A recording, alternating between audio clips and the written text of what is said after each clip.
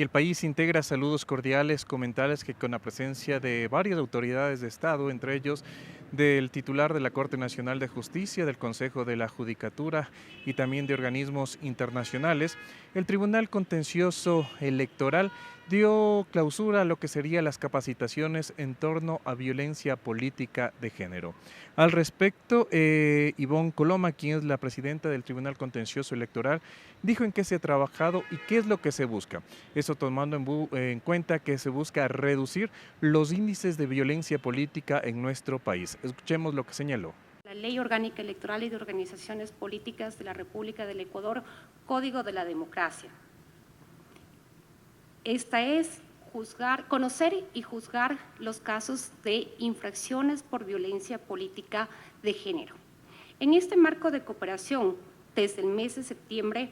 hemos llevado a cabo una serie de capacitaciones destinadas a fortalecer capacidades institucionales y promover un entorno más equitativo y seguro para las mujeres.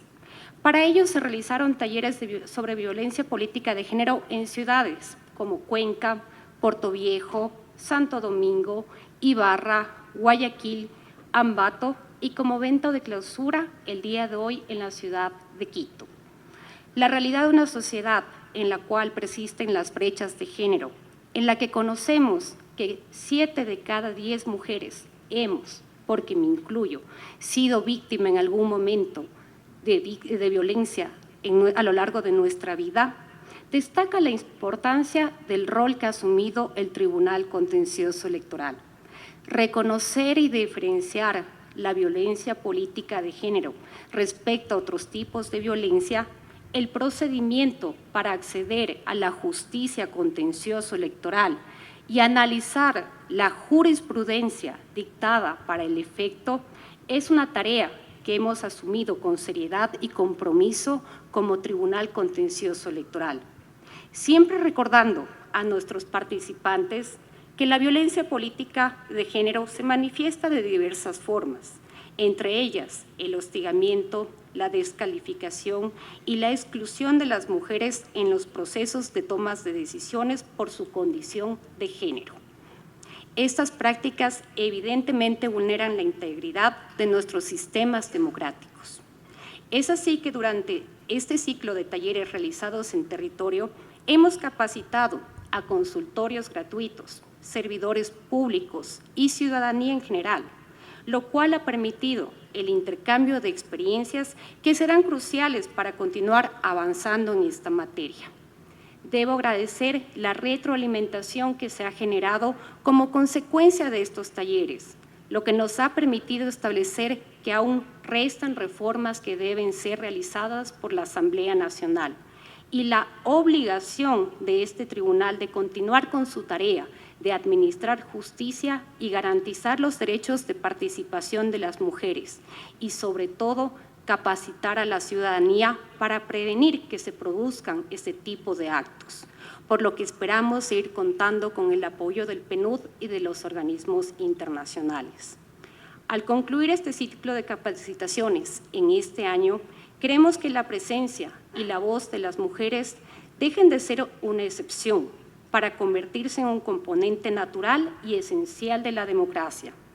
Finalmente, me uno a las palabras de quienes me antecedieron de agradecer la participación de todos aquellos que han sido parte de este proceso,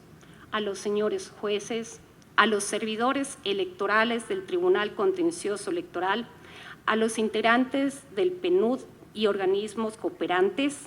a las universidades que generosamente nos acogieron en sus instalaciones, a los ponentes que compartieron su conocimiento con cada uno de los participantes y muy especialmente a todas las personas que nos acompañaron con un interés activo de sentido a esta capacitación.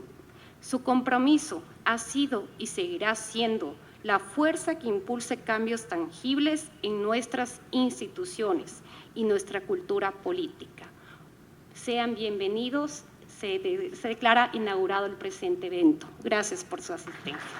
De su parte, Ángel Torres, vicepresidente del Tribunal Contencioso, señaló que en qué se diferencia la violencia política de género con la violencia electoral. Hizo mención que los jueces tienen la capacidad de determinar si existe o no una infracción y de la misma manera que se ha logrado durante este tiempo. Y de la cooperación internacional en el marco del proyecto de fortalecimiento democrático de la institucionalidad electoral en Ecuador, llevó a cabo varios talleres en varias ciudades del país que el día de hoy concluyen. El objetivo propuesto ha sido promover una mayor comprensión y aplicación del ordenamiento jurídico en torno a la violencia política de género, asegurando que actores locales, organizaciones sociales y políticas, estudiantes, defensores públicos y ciudadanía conozcan los mecanismos de prevención, denuncia y sanción por actos de violencia política de género. Pero, ¿qué es la violencia política de género? La Alianza Asia del Sur en el 2006 definió a la violencia contra mujeres en política como aquella consistente en acciones propensas a crear dificultades, castigos o privaciones a las mujeres en el ejercicio del derecho a participar en política. Identifican acciones físicas tales como golpear, empujar, acosar sexualmente, violar, secuestrar y asesinar. También relacionan con tipos de violencia psicológica tales como amenazas, acoso, abuso verbal, coerción, difamación y amenazas contra su familia. El Diccionario Enciclopédico de Derecho Usual define a la violencia como todo acto en el que se use la fuerza o la coacción física o psicológica para conseguir que otras personas hagan o dejen de hacer algo en contra de su propia y espontánea voluntad. Por su parte, la Declaración sobre la Eliminación de la Violencia contra la Mujer, acordada por la Asamblea General de las Naciones Unidas, en su artículo 1, entiende a la violencia contra la mujer como todo acto de violencia basado en la pertenencia al sexo femenino que tenga o pueda tener como resultado un daño o sufrimiento físico, sexual o psicológico para la mujer, así como las amenazas de tales actos, la coacción o la privación arbitraria de la libertad, tanto si se producen en la vida pública como en la vida privada. La misma declaración entiende que la violencia contra la mujer abarca comportamientos tales como la violencia física, sexual y psicológica,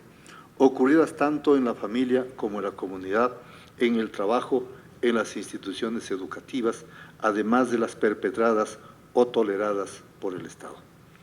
La violencia política de género se presenta en las organizaciones políticas, en especial durante los procesos de elecciones primarias, en el desarrollo de los procesos electorales y en el ejercicio de cargos y funciones de elección popular. Son prácticas de violencia política de género todas aquellas que afecten al ejercicio de los derechos de participación con consecuencias negativas en la trayectoria y carrera política en el ámbito familiar o comunitario. La Convención de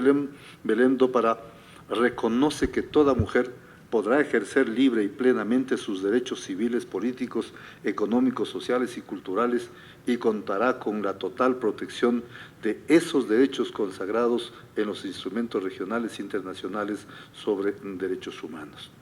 Por su parte, el mecanismo de seguimiento de la conferencia de la referida convención, el año 2015 declaró lo siguiente, que tanto la violencia como el acoso políticos contra las mujeres pueden incluir cualquier acción, conducta u omisión, entre otros, basada en su género, de forma individual o grupal, que tenga por objeto o por resultado menoscabar, anular, impedir, obstaculizar o restringir sus derechos políticos, conculca el derecho de las mujeres a una vida libre de violencia y el derecho a participar en los asuntos políticos y públicos en condiciones de igualdad con los hombres. Que la violencia en el acoso político contra las mujeres impiden que se les reconozca como sujetos políticos y, por lo tanto, desalientan el ejercicio y continuación de las carreras políticas de muchas mujeres.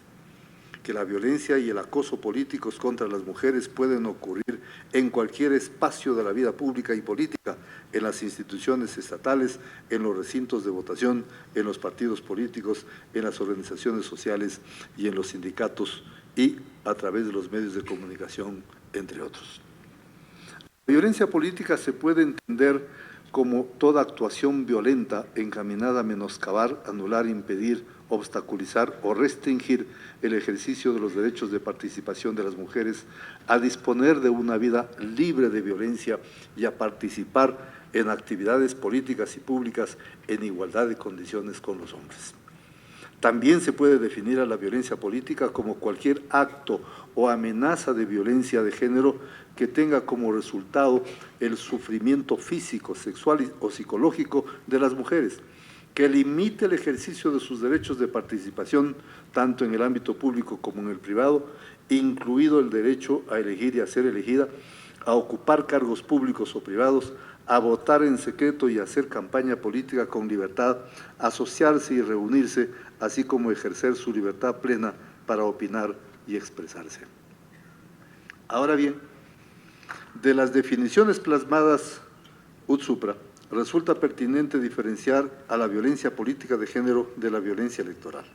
Así, la violencia política suele estar asociada a influir en resultados electorales y, por tanto, en la distribución y el ejercicio del poder político. En cambio, la violencia electoral se manifiesta de distintas formas, tales como la influencia en el proceso de votación hasta llegar a la intimidación coercitiva o amenazas de daño físico, psicológico, sexual o económico contra la mujer para obligarlas a expresar su voluntad en las fases del periodo electoral. Y la clausura de este evento de violencia política de género se dio con las principales autoridades de entidades de gobierno, entre ellas, como lo reiteramos, de la Corte Nacional de Justicia, del Consejo de la Judicatura, de Secretarías de Estado y también de organismos internacionales, entre ellos el PNUD, ONU y otros cuerpos diplomáticos que llegaron hasta este lugar. Con esto retornamos. Corapé informa.